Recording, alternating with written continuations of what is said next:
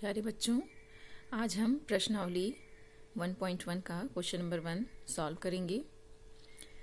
तो आइए देखते हैं क्वेश्चन नंबर 1 में क्या कह रहा है। निर्धारित कीजिए कि क्या निम्नलिखित संबंधों में से प्रत्येक स्वतुल्य, सममित तथा संक्रामक संबंध है।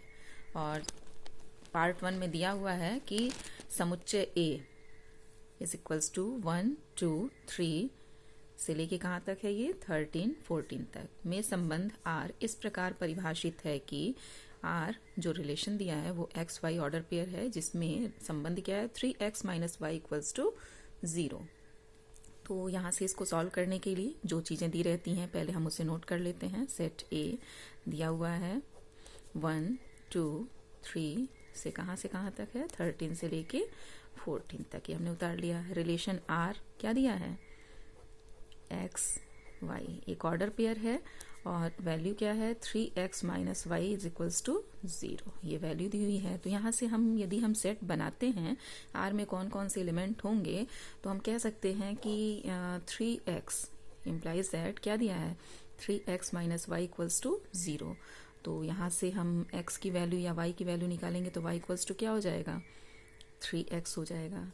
ठीक है, तो जब हम x की वैल्यू सेट A में वैल्यू कहाँ से कहाँ तक है 1, 2, 3, 13 से लेके 14 तक। ठीक है, तो जब हम x की वैल्यू रखेंगे 1 रखेंगे सेट A के अकॉर्डिंग, आपको मैंने शुरू में बताया था कि जो रिलेशन हम निकालेंगे वो किस में निकालेंगे, सेट A का A से संबंध निकालेंगे। तो जब हम सेट A को ही लेके चलेंगे ना, तो सेट A से के अकॉर्डिंग जब x की वैल्यू 1 रखेंगे तो R में पहला जो ऑर्डर पेयर प्राप्त होगा आपको, पहला ऑर्डर पेयर x की वैल्यू 1 रखेंगे तो y की वैल्यू क्या हो जाएगी, y की वैल्यू हो जाएगी 3। और आप देख रहे होंगे ये 3 किस में है, सेट A में बिलोंग कर रहा है। ठीक है, तो नेक्स्ट ऑर्डर पेयर क्या हो जाएगा, जब हम x की वैल्यू 2 रखेंगे, 2 भी है इसमें तो 2 रखेंगे तो y की वैल्यू क्या हो जाएगी 6, और ये 6 नंबर भी इसमें बिलोंग कर रहा है, ये इसलिए ये भी ऑर्डर पेयर इसका होगा रिलेशन का, ये भी सेटिस्फाई करेगा रिलेशन को।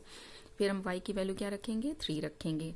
तो जब हम y की वैल्यू 3 रखेंगे तो अगला जो हमें नंबर प्राप्त होगा वो क्या होगा 9 हो जाएगा। ठीक है, तो ये 3, 9 भी इसमें है।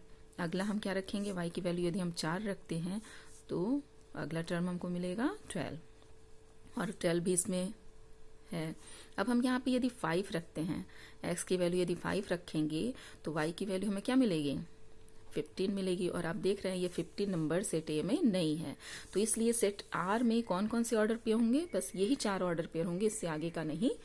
आगे वाला जो ऑर्डर पेयर है 15 नंबर 4 में ना A में ना होने के कारण इसमें नहीं होगा। तो ये आपका रिलेशन मिल गया जिसमें कि आपके इतने सेट मौजूद हैं। ठीक है, तो अब हम इस आधार पे हमें क्या प्रूव करना है, स्वतुल्य, सममित और संक्रामक। तो सबसे पहले स्वतुल्य के लिए प्रूव करना है, तो लिखेंगे स्वतुल्य के लिए, या स्वतुल्य भी लिख सकते हैं, कुछ भी लिख सकते हैं।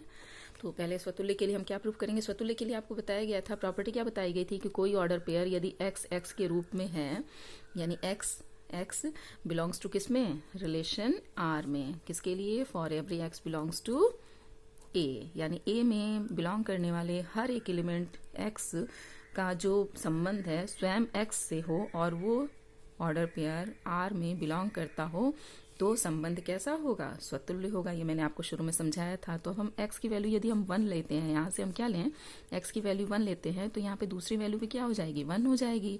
और जब ये 1 1 लेंगे तो देखते हैं ये R में बिलोंग कर रहा है। अब देखिए 1 1 जब लेंगे तो रिलेशन के अकॉर्डिंग क्या है हमारा, ये है ना, तो 3x माइनस वाई, यानी y इक्वल्स टू क्या है 3x है, जबकि y की वैल्यू यदि 1 लेंगे तो ये 3 इंटू 1 के बराबर नहीं है।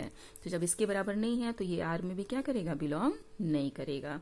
तो अतः ये क्या होगा, इम्प्लाइज दैट R जो है वो स्वतुल्य संबंध नहीं है, यानी स्वतुल्य नहीं है, इसको लिख देंगे।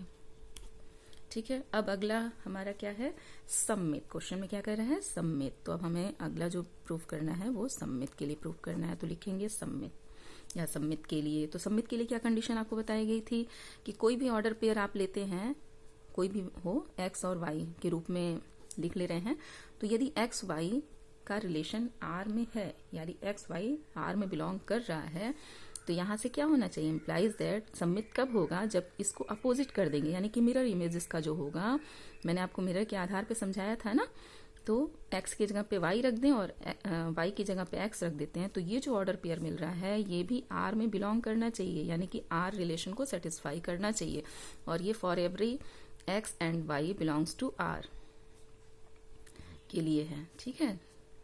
तो ये चीजें हैं।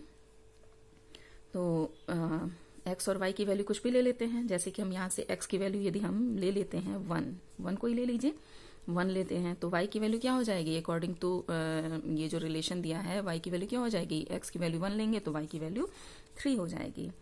तो ये हो गई 1 3 जो कि रिलेशन में लिखा हुआ है, ये किस में बिलोंग कर रहा है, R में बिलोंग कर रहा है। तो इस कंडीशन के अकॉर्डिंग तो इम्प्लाइज दैट जब हम इसका अपोजिट जगह पोजीशन जो है चेंज कर देंगे, यानी 3 की जगह 1 और 1 की जगह 3 कर देंगे, तो ये भी आपके R में बिलोंग करना चाहिए। अब इस ऑर्डर पेयर को देखिए 3 1 क्या इस ऑर्डर पेयर में है, इस रिलेशन में है, 3 1 इसमें नहीं है, 3 के साथ आपका क्या है ऑर्डर पेयर 9 है, तो इसलिए ये इसमें बिलोंग नहीं कर रहा है। तो जब ये कंडीशन सेटिस्फाई नहीं कर रहा है तो अतः ये रिलेशन R जो होगा वो क्या होगा, सम्मित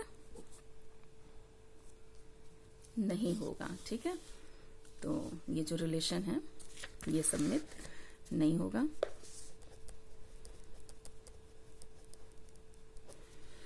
अब तीसरा कंडीशन हमको क्या है, प्रूफ करना है संक्रामक, कि संक्रामक है या नहीं है, ठीक है। तो संक्रामक प्रूफ करने के लिए पहले हम इसको लिखेंगे, संक्रामक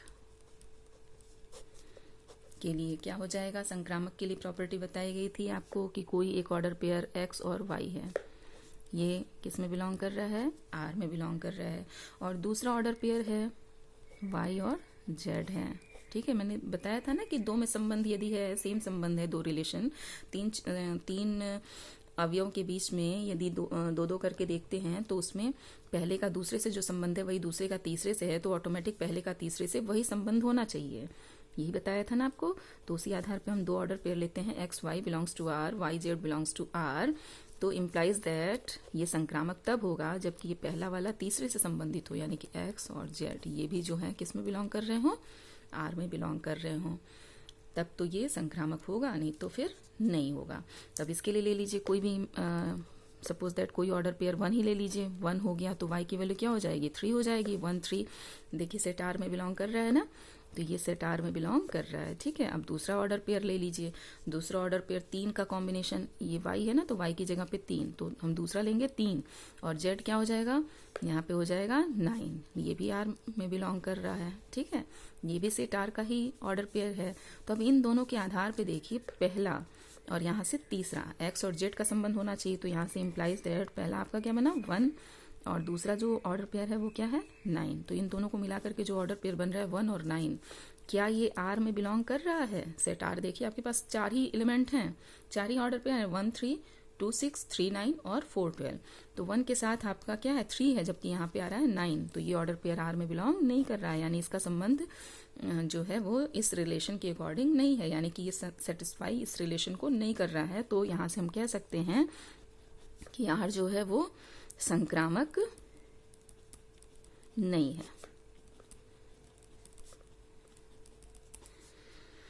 तो यही चीजें आपको प्रूफ करनी थी, यही चीजें आपको बतानी थी।